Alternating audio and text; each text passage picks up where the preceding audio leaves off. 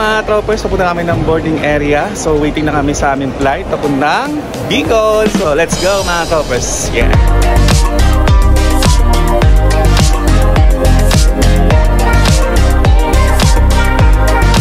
And finally, dito na kami ngayon sa NAIA Terminal 3 na kung saan papasok na nga kami sa loob ng airport mga troopers para mag-check-in na and para maya-maya diretso na kami sa boarding area.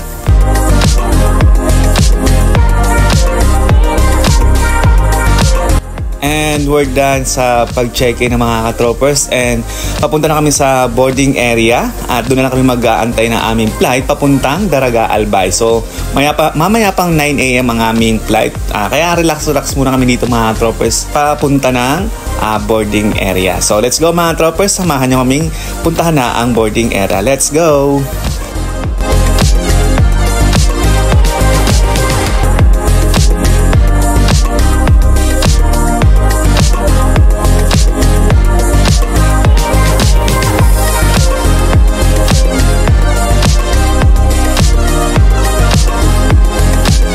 Dito na tayo mga troopers sa line ng checking ng ticket and after checking ticket, dito naman tayo sa mga dalang gamit na kanilang i-check bago pumasok sa loob ng boarding area.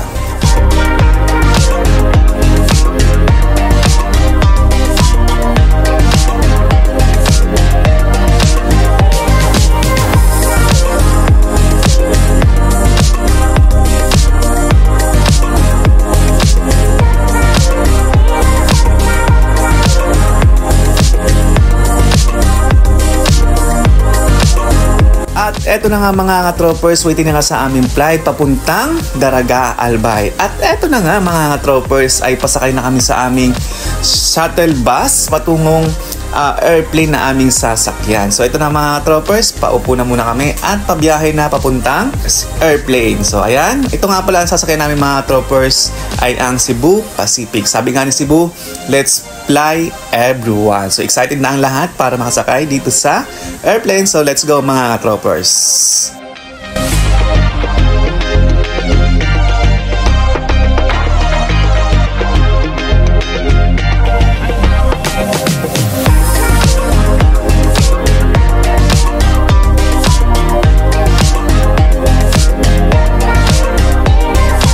At ito na nga mga ka-troopers, malapit na kami sa pintuan ng airplane and finally nakapasok na kami.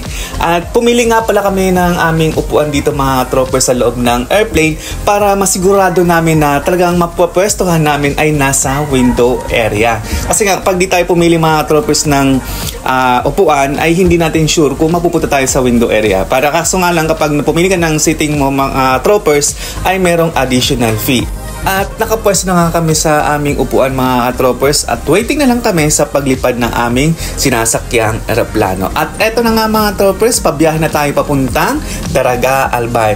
Nasa 50 minutes nga lang pala mga troopers ang aming biyahe mula dito sa NAIA Terminal 3 hanggang sa Daraga Albay. So ayun mga troopers, napakabilis ng aming biyahe. At eto nga palang pwesto namin ay makikita namin dito ang view ng Bulkang Mayon. Sa sana mga troopers, walang ulap yung nakapalibot doon sa Bulkang Mayon para mas makita namin ng full ang Bulkang Mayon. So let's go mga troopers, pabiyahe na tayo ng papuntang Bicol. Let's go!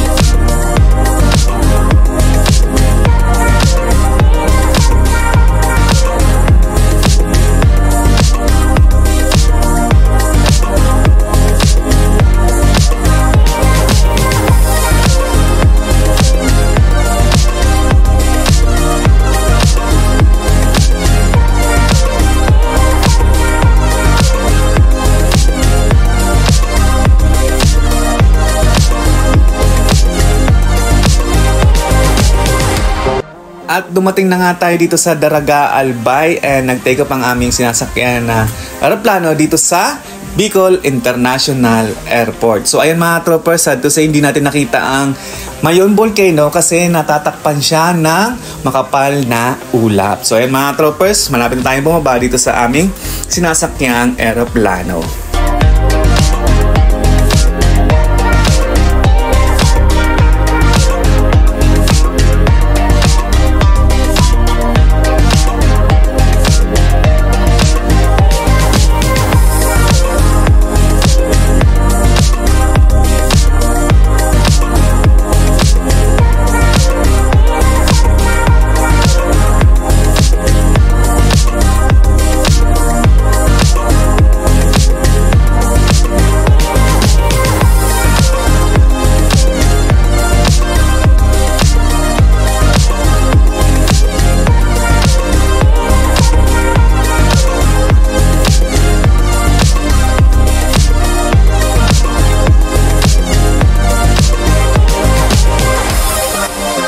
And finally mga troopers, nakalabas na tayo ng airplane ng safe. And nandito na tayo ngayon sa Bicol International Airport. Ayan, napakaganda ng Bicol International Airport mga troopers. And first time nga pala namin mga troopers mag-airplane papuntang Bicol. So usually kapag uwi kami ng Bicol ay sumasakay lang kami ng bus. So ngayon mas mahaba-haba yung aming time para mamasyal dito sa Bicol kasi nga mas maikli yung aming biyahe at mas marami kaming mapupuntahang tourist spot na nagagandahan dito sa Daraga Albay. So mga troopers, samahan nyo na kami mamasyal dito sa Daraga Albay. Let's go na mga troopers!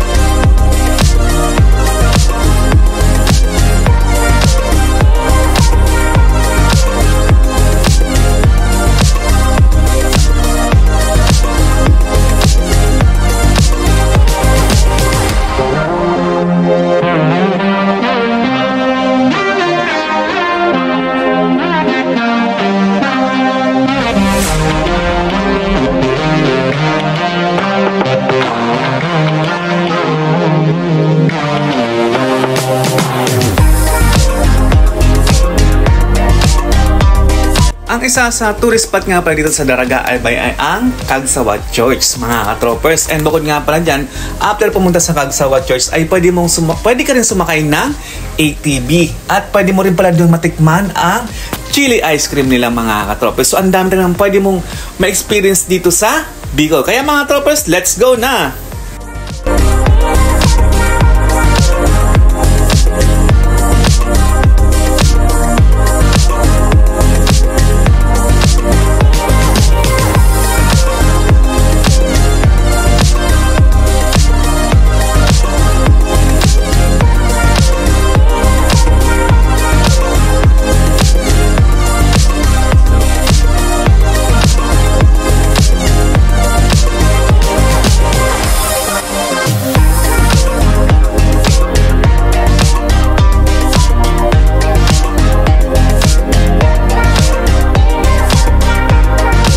So yun mga troopers, nandito kami ngayon sa Bicol International Airport. Naantay na lang aming sundo. So mga troopers, nandito na aming sundo. Tara, let's go na. Palabas na tayo mga troopers dito sa Bicol International Airport.